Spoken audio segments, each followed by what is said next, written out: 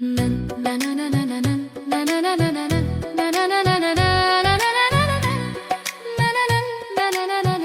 Halımanın Lanka qapısındır loyun kimiyle Qarşılaşdığı harma ve cesaret sınarını görgün.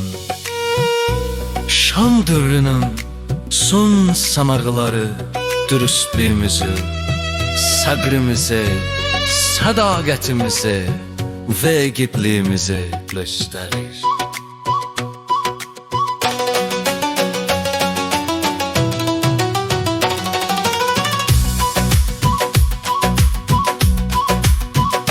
Lankada insan gelen uçuni dayanan sana biri tekebbür yıkıldı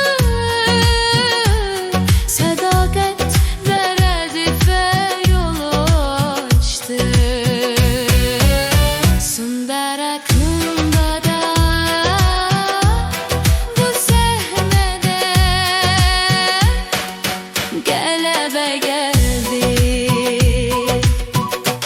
Gecenin sükutunda hanka şehri parıldayırdı. Şehri güvelere gözetçi kimi ilan ki dayanmıştı. Kimsen? Deyende sakitlikler cevap verdi. Bravo işim için gelmiş hizmetkar olduğunu söyledi. Lanka kapısında lançeni dayanan sınavıydı. Tekebbür yıkıldı, sadadet ve mezife yol açtı. Sundara kandada bu sahnede galada geldi.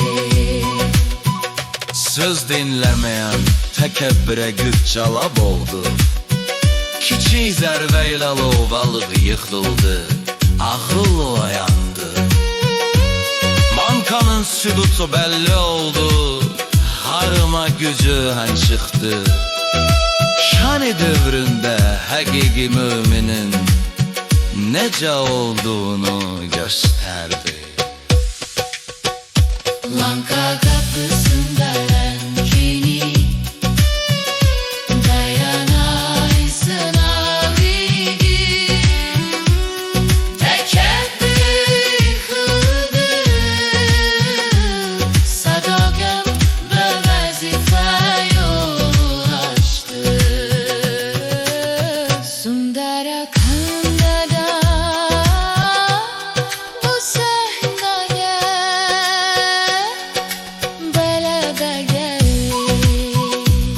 Eğer fikirlerin dokudursa sadakat açardır. Yalnız darmaya sadık olan çetinlikleri aşa biler. Şani dövründe intizam, sadakat, cesaret həqiqi axtaranın nişanı.